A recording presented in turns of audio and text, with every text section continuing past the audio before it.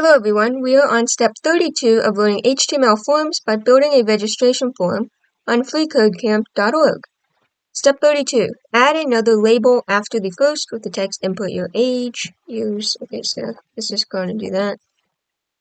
Input your age, years.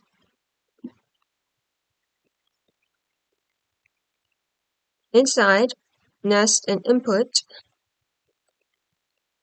with the type of number.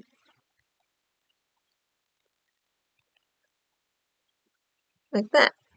Next, add a min attribute to the input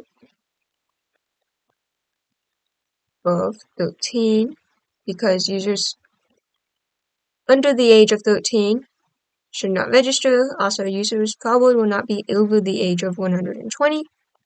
Add a max attribute of 100. Max of 120. Like that. Oops, I made a typo again.